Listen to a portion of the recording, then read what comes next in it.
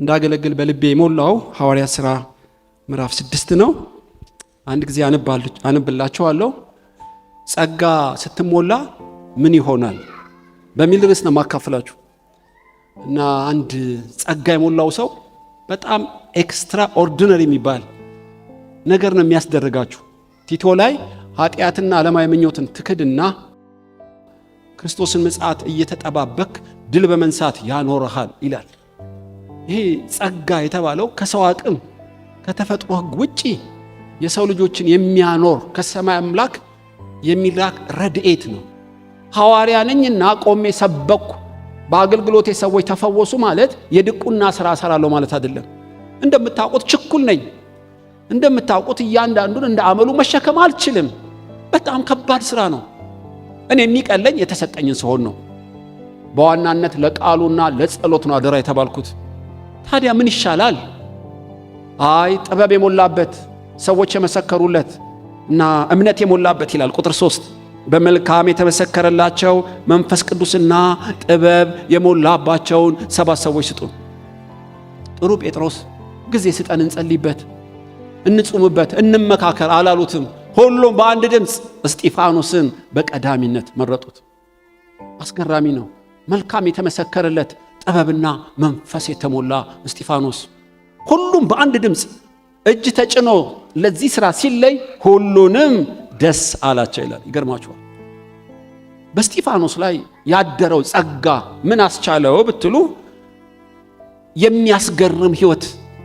ጸጋ ስትሞላ ሰዎች ይገረሙብሃል። ምን ማለት ነው? ሰዎች ይገረሙብሃል። ይወዱሃል ማለት አይደለም። በኋላ እመጣላችኋለሁ። ጥርሳቸውን እያፏጩ ጆሮአቸውን ደፍነው እየጎተቱ በድንጋይ የተወገረ ሰው እኮ ነው። ነገር ግን እስጢፋኖስ እየወገርከው ትገረምበታለህ። ፊቱ እንደ መልአክ ሲያበራ አዩት ይላል። እና በተጣሉ ባልና ሚስቶች፣ በተጣሉ መበለቶች፣ በተጣሉ ቅዱሳን ማህል እስጢፋኖስን ላኩት። ይገርማችኋል። በጥቂት ጊዜ ጸጥ አረጋት። እስጢፋኖስ ባለበት ጉባኤ ጠብ ሊኖር አይችልም። በጣም ነው የምትገረሙበት። እና የማስታረቅ አገልግሎቱ ከሰዎች ሁሉ ጋር የመኖር አቅሙ ሰውን እንደ አመሉ የመሸከምና ውል የመፍታት አቅሙ በጣም ከባድ ነው። እስጢፋኖስን ከሐዋርያቱ እኩል እና የተቋጠረ ፈቺ እንቆቅልሽ መላሽ ምን አረጋው ብትሉ ያደረበት ጸጋ ነው። በግልጥ ተጽፏል። ጴጥሮስም በመልካም የተመሰከረላቸው ብቻ አይደለም መንፈስ ቅዱስና ጥበብ የሞላባቸውን ምረጡ። ከዛ ቁጥር 5 ይህም ቃል ሕዝቡን ሁሉ ደስ አሰኛቸው፣ እምነት መንፈስ ቅዱስ የሞላበትን እስጢፋኖስን መረጡ ይላል። ይሄ ሰውዬ ያለበት አይደለም የሞላበት። ጸጋ ስትሞላ አንዱ ሰውን ሁሉ እንደ አመሉ የመሸከም አንተ ባለህበት ግጭት የማብረድና ባዘኑት መሃል የደስታ ምክንያትን የሚያደርግህ እስጢፋኖስ ባለበት ሁልጊዜ ደስታ አለ። ይሄ እስጢፋኖስ በቆመበት ሰማያት ይከፈታሉ። የፊት መብራት አለ። ገና ስታዩት ንግግር ሳይጀምር ደስ ይላችኋል። አስገራሚ ነው። የእግዚአብሔር ጸጋ አንዱ የሚያደርገው ብዙ ግጭትና አበሳ ባለበት ማህበረሰብ ውስጥ እንደ ጨውና እንደ ብርሃን ጣፋጭ እንድትሆኑ ያደርጋችኋል። በመጽሐፍ ቅዱስ ታውቃላችሁ፣ አቢግያ አንዷ ነች። የእግዚአብሔር መልእክተኛ አእምሯ የተባረከ ይላታል። እና የተቆጣውን ታበርደዋለች፣ ሊገደሉ የተመደቡትን ታድናለች። በሕዝቡ መሃል ሰላምን ለመፍጠር ዲዛይን የተደረገች ሴት ነች። ጨውና ብርሃን ናችሁ ያለው ለዚህ ነው። መራራውን የምታጣፍጥ ጨለማውን የምታበራ ያደርግሃል። ይሄ ጸጋ ሲገጠምብህ ለማህበረሰቡ የፀሐይ ብርሃን ነው የምትሆነው። በእስጢፋኖስ ይሄ ጸጋ አለበት። ሰዎች ሁሉ ሆድ የባሳቸው የተኳረፉ የተጣሉ ሁሉ እስጢፋኖስ ለዚህ ተልኮ ሲላክ አበሳና ጣጣ ጸጥ አለ። ሰዎች ይገረሙበት ጀመር። ኢየሱስም አገልግሎት ሲጀምር ወደ ምኩራብ ሄደ። ወደ ገዛ ቤተ ዘመዶቹ ሲሰብካቸውም ከአፉ ከሚወጣው ጸጋ የተነሳ ይገረሙ ነበር ይላል። ይገርማል። ሊገሉት እኮ ወደ ከተማ ወስደዋል። እየተገረሙበት ሊገሉት ይወስዱታል። ይገርማቸዋል። ማንም ሊቋቋመው የማይችለው ጸጋ፣ ሰዎች የሚገረሙበት ማንነት። ጌታ ኢየሱስ መቅደስ ነበር በ12 ዓመቱ። ኢየሱስ ለምን እንደዚህ ያረከን? እኔና አባትህ ስንፈልግህ አለችው። በአባቴ ቤት እንድኖር ይገባኝ አታውቁም ምን አላቸው። በንግግሩ በመልሱ በጣም ተገረሙበት። ነገር ግን ንግግሩ አልገባቸውም፣ ይገረሙበት ነበር ይላል። ይገርማቸው። ቁጣው ያስገርማቸዋል፣ ትምህርቱ ያስገርማቸዋል፣ ስብከቱ ያስገርማቸዋል። ኢየሱስ ባለበት ሁሌ መገረም ነው። ጸጋ ስትሞላ አንዱ በአንተ በኩል የሰላም ሰው ስለሆንክ የተጣሉና የተጨነቁትን ውልፈቺ ስለሚያደርግህ ሰዎች ሁሉ ይገረሙብሃል። በሱ በኩል የሰላም ሰው ነበር ማለት ነው እስጢፋኖስ። ነገር ግን ይሄ ብቻ አይደለም። ቁጥር 8 ላይ እስጢፋኖስም ጸጋንና ኃይልን ተሞልቶ በሕዝቡ መካከል ድንቅና ታላቅ ምልክት ያደርግ ነበር። ሰዎች የሚገረሙ ብቻ አይደለም፣ በየቀኑ ሲያዩ እንደ ፀሐይ ብርሃን የሚጨምር ሕይወት ውስጥ ገባል። እስጢፋኖስ አስጀማመሩ በድቁና ነው በጓዳ። ነገር ግን በድቁና አይደለም የጨረሰው። በሕዝቡ መካከል ይላል ሉቃስ ድንቅንና ታላላቅ ምልክት ያደርግ ጀመር። በግሪኩ ዱናማይት ፓወር ይለዋል። በአማርኛው ድማሚት ማለት ነው። ድማሚት ማለት ትልልቅ ተራራዎችን የሚፈነቅል እንደ ፈንጂ አይነት ነገር ነው። የቆየ እንቆቅልሽ እስጢፋኖስ ሲመጣ ወገኖች እንደ መጋረጃ ይገለጣል።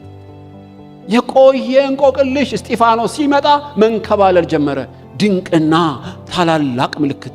ታላላቅ ምልክት ምንድን ነው? የተቆረጠ እጅ ሲገጠም ማለት ነው። ከተፈጥሮ ሕግ ውጪ ሚራክል በእስጢፋኖስ መገለጥ ጀመረ። ሲጀምር በድቁና ጓዳ ውስጥ ነው የፈጸመው። ግን ጓዳ አይደለም፣ በሕዝቡ መካከል የቆየ አበሳ ያንከባለለው ጀመር እስጢፋኖስ። ጸጋ ስትሞላ ሰዎች ይገረሙብሃል።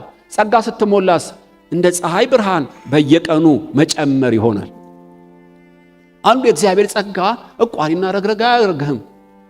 ሁሌ ሰዎች የማይለምዱት አይደለም፣ የማይሰለቻቸው አዳዲስ ተአምራት በአንተ መገለጥ ይጀምራል።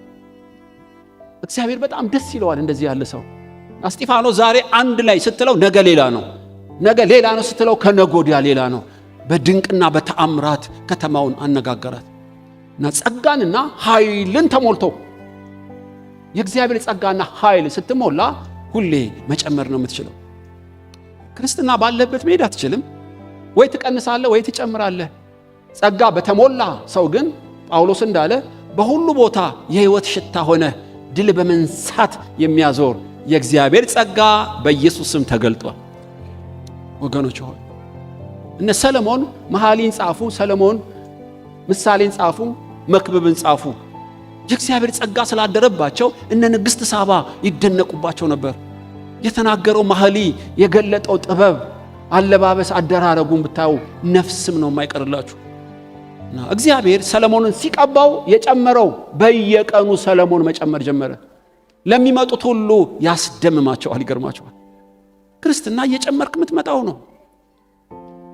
ሙሴ ኤርትራ ተከፍሎልሃል፣ ከአለቱ ውሃ ጠጥተሃል፣ መናን አዝንበሃል፣ የቀራለ ወይ? ሌላውን በሕልምና በትንቢት አናግረዋለሁ፣ ምን ቀራህ አለው። ኦ የቀረኛል እግዚአብሔር ሆይ ጨምር አለው። ምን አድርጌ ልጨምርልህ አለው። ፊትህን አሳየኝ ጨምር አለው።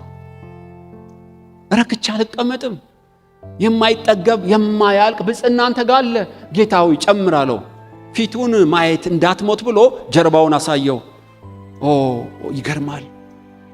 በመጽሐፍ ቅዱስ ላይ ሶስተኛው ሰማይ የተነጠቀው ሐዋርያው ጳውሎስ 14 መጽሐፍ የጻፈ ነው። ታውቃላችሁ። የቃሉ መገለጥ እንዲጨምርልኝ ለምኑልኝ ይላቸዋል። 14 መጽሐፍ ጽፈ ሶስተኛው ሰማይ ተነጥቀ አሁንም መጨመር ትፈልጋለህ? መጨመር እፈልጋለሁ። የኋላዬን ትቼ ያልያዝኩትን ለመያዝ ዘረጋለሁ። ቢሆንልኝ በሞቱ መስለው ዘንድ እመኛለሁ። ዛሬ ጳውሎስን በምኩራብ አይተው ከነጎዲያ ሌላ ነው። የቃሉ መገለጥ ሌላ ነው። የፈውሱ አገልግሎት ሌላ ነው። በኢሳይያስ ላይ መላእክት 6 ክንፍ ያላቸው አለ። የእግዚአብሔርን ኪሩብ ይጋርዳሉ። በሁለት ክንፍ ፊታቸውን ይሸፍናሉ፣ በሁለት ክንፍ እግራቸውን ይሸፍናሉ፣ በሁለት ክንፍ የሚበሩ አሉ እና 2 ክንፍ ያላቸው አሉ። እንደምታውቁ 4 ክንፍ ያላቸው አሉ እና ሁሉም ሲያዩት ይደነቃሉ። እግዚአብሔርን ቅዱስ ብለው ጎንበስ ብለው ሲያዩ ሌላ ክብር ነው። ቅዱስ ብለው ቀና ሲሉ ሌላ ክብር ነው። የሚያሰግዳቸው የማያልቅና የማይጠገብ ክብሩ ነው። ወገኖች ሆይ እንዴት ቁጭ ልንል እንደቻል ኢየሱስን ስናምን ከሲኦል እንድናመልጥና የኃጢአት ስርየት እንድናገኝ ብቻ አይደለም፣ በሰማያዊ በረከቶች እንድንሞላ የእግዚአብሔር ፈቃድ ነው። የሚያስደንቅ ጸጋ ይሙላባችሁ። ገና ያላየነው ክብር፣ ያልተከፈቱ ደጆች፣ ያላየናቸው ክብሮች በሰማይ ብዙ አሉ። ለማን ተጠበቀ? በኢየሱስ ለምናምን ለኛ ተጠብቀውልናል። በየቀኑ መጨመር ለዚህ ጉባኤ ይሁን በእውነት። ስለዚህ ነው በብሉይና በአዲስ ኪዳን እንደዚህ የጨመሩ ነበሩ። እስጢፋኖስም ጸጋን ተሞልቶ ኃይልን ተሞልቶ በሕዝቡ መካከል ድንቅን ከዛስ ተአምራትን ያደርግ ጀመር። መጨመር ነው ማለት ነው። በእስጢፋኖስ የኖረው ጥቂት ዘመን ነው ታውቃላችሁ። እንደ ታቦት መብራት ጭስ የሌለው በወርቅ እንደተሰራ እያንዳንዷን ደቂቃ የተጠቀመ እንደ እስጢፋኖስ አላየው። ጸጋ ስትሞላ ምን ይሆናል? ባንተ በኩል የሰላም ሰው ስለሆንክ ሰዎች ሁሉ ይገረሙብሃል። በገባህበት እድር ውስጥ፣ በገባህበት መስሪያ ቤት ውስጥ እንቆቅልሽ ፈቺ አስታራቂ ነው የምትሆነው። የሚጠሉ ራሱ ይገረሙብሃል፣ ባይወዱህም ያደንቁሃል። ምን አይነት ጸጋ ነው ይሉሃል ማለት ነው። ጸጋ ስትሞላ ምን ይሆናል? በየቀኑ መጨመር ይሆናል። አብያተ ክርስቲያናትም ዕለት ዕለት በቁጥር ይጨምሩ ነበር፣ ሞገስም ነበራቸው። የእግዚአብሔር ፍርሃት ከነሱ ጋር ስለነበረ በየቀኑ እየጨመሩ እየበዙ ይሄዱ ነበር ይላቸዋል። ጸጋ ስትሞላ ምን ይሆናል? ምዕራፍ 6 ላይ ቁጥር 9 ላንብብላችሁ። የነፃ ወጪዎች ከተባለች ምኵራብ ከቀሬናና እስክንድሪያም ሰዎች ከኬልቅያም ከሲያ ከነበሩ አንዳንዶች ተነስተው እስጢፋኖስን ይከራከሩት ነበር። ይናገርበት የነበረውን ጥበብና መንፈስ ይቃወሙ ዘንድ አልቻሉ። ጸጋ ስትሞላ መንፈስና ጥበብ ያለው ቃል አንደበት ከሆድህ እንደ ወንዝ መፍለቅ ይጀምራል። እስጢፋኖስ ጸጋ ስለተሞላ የገባበትን ምኵራቢው የነፃ ወጪዎች ምኵራብ ሊብሬሽን ፍሮንት የሚሉት መንግስትን ገልብጦ ነፃ ለማውጣት በህቡ የተደራጀ ቡድን ማለት ነው። በጣም የተማሩ ልሂቃን ስለሆኑ ከውጪ ምኵራብ ነው፣ ከውስጥ ግን ነፃ አውጪዎች። ከኃጢአት አይደለም ነፃ የሚያወጡት ከሮም መንግስት ነው። ምናልባት እነ ገማልያ ሐዋርያው ጳውሎስ ሳይቀየር በፊት የሮም ዜግነት ያለው የግሪክ ፍልስፍናን የሚችል በጣም የተማሩ ፕሮፌሰሮች ስብስብ ነው። እስጢፋኖስ ያን ጉባኤ ነው የገጠመው። መናገር ጀመረ።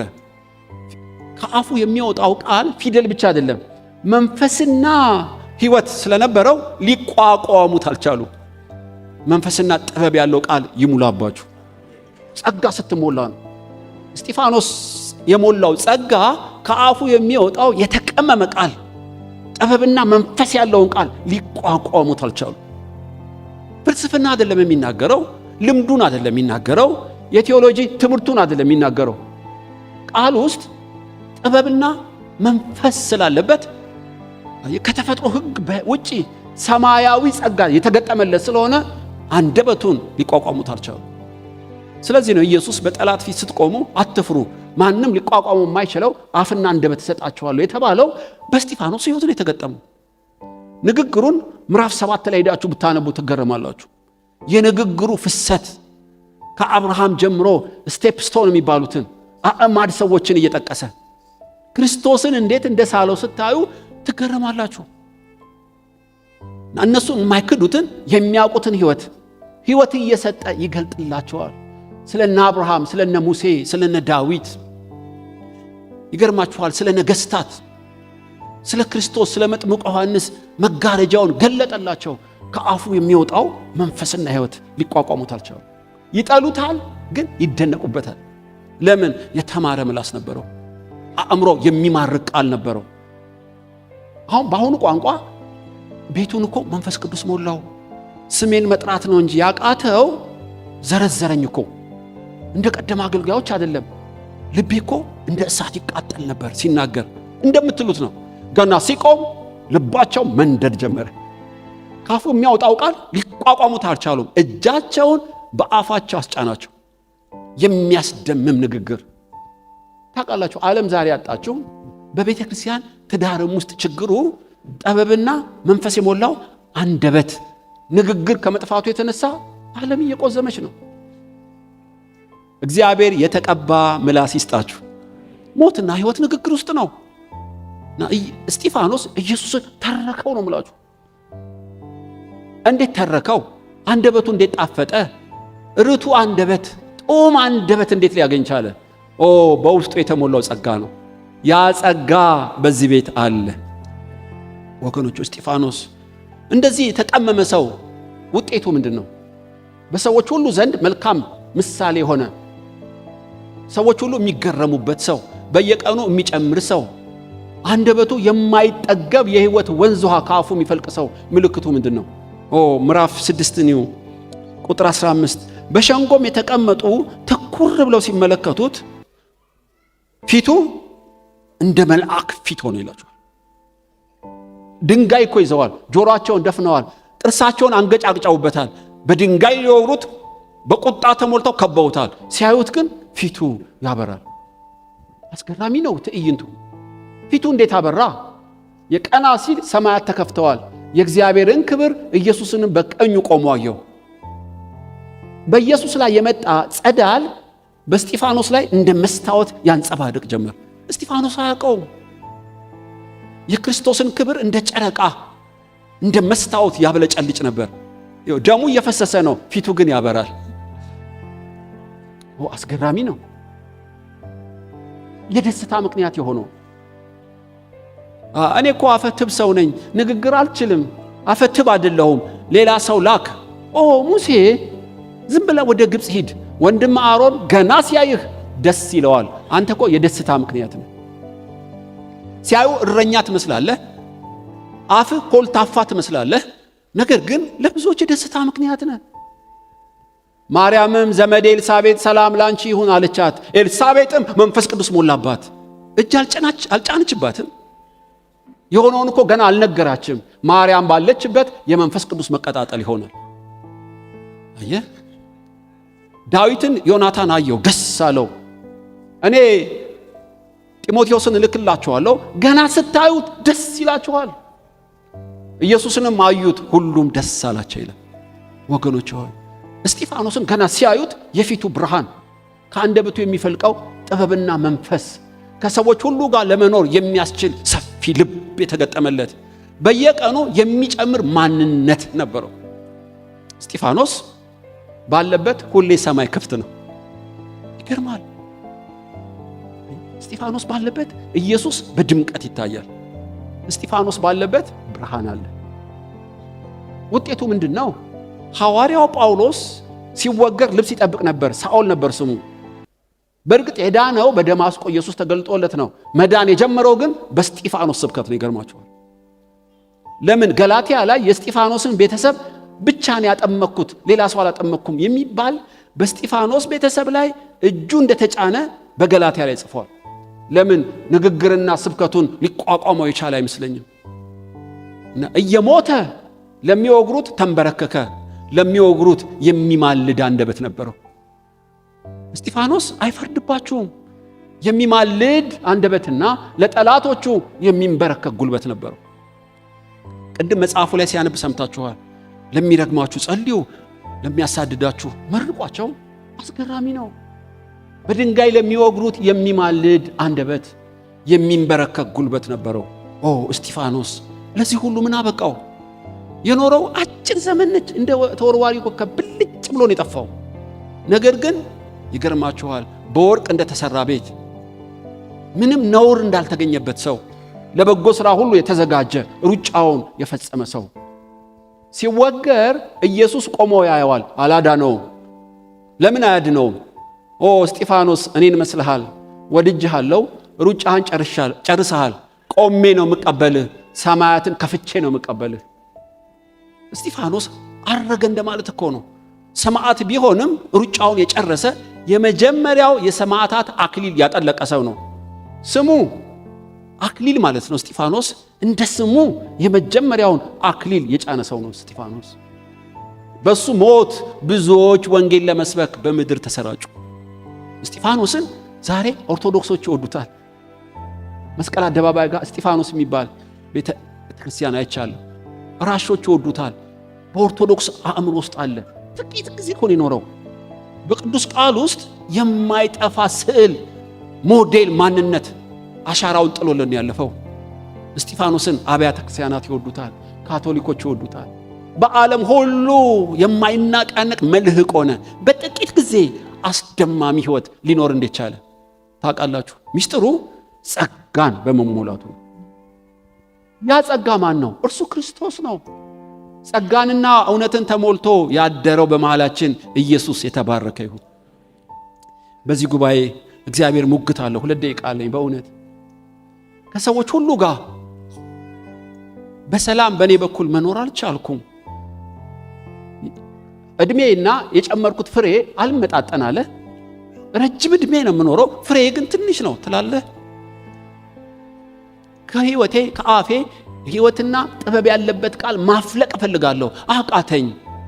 የደስታ ምክንያት መሆን እፈልጋለሁ። ሰማይ እንዲከፈት ምክንያት መሆን እፈልጋለሁ። ላዘኑ የደስታ ምክንያት መሆን እፈልጋለሁ። እና ከሞት የሚያመልጡ ሰዎች በእኔ ምክንያት እንዲበዙ እፈልጋለሁ የምትሉ ከሆነ እግዚአብሔር እንዲህ ይላል፣ ጸጋዬ ዛሬም አለ። ለእስጢፋኖስ የሰራ ጸጋ በእያንዳንዳችን ይስራ። በእውነት በእምነት መቀበል አለብን። ይህን መልእክት ለምትሰሙ ሁሉ የእግዚአብሔር ጸጋ አልደከመም። እስጢፋኖስን የለወጠ ጸጋ ዛሬም ይቀይረናል።